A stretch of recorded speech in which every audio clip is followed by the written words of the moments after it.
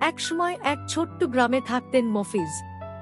সংসার খুব বড় না হলেও অবস্থাপন্ন ছিল না, কিন্তু তার ছিল একটি ছোট্ট স্বপ্ন, একদিন একটি মোটরবাইক কিনবেন, যাতে বাগানে যাওয়া আসা সহজ হয়। গ্রামের পাশেই তার একটি ছোট পেয়ারা বাগান ছিল।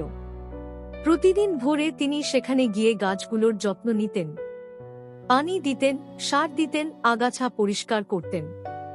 বাগানটার প্রতি তার মমতা যেন সন্তানের মতো। কয়েক মাস পর গাছগুলো ভরে গেল সবুজ সাদা পেয়ারায়।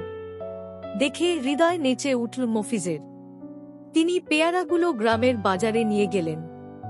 গ্রামবাসী বলল, মফিজ ভাই, আপনার পেয়ারার সুবাসই আলাদা। সব পেয়ারা একদিনেই বিক্রি হয়ে গেল, আর দামও পেলেন খুব ভালো। এভাবেই কয়েক সপ্তাহ পেয়ারা বিক্রি করে ধীরে ধীরে জমল বেশ কিছু টাকা। এক সকালে তিনি শহরের বাজারে গিয়ে নিজের স্বপ্নের মোটরবাইকটা কিনে নিলেন। চকচকে লাল বাইকে গ্রামের রাস্তায় প্রথমবার চলতে চলতে তার চোখে আনন্দের পানি চলে এলো। বাড়ি ফিরে তার স্ত্রী আর বাচ্চারা খুশিতে তাকে ঘিরে ধরল। সবাই জানত এই বাইক শুধু একটা যানবাহন নয়, এটি মফিজের কঠোর পরিশ্রম ও ধৈর্যের ফল।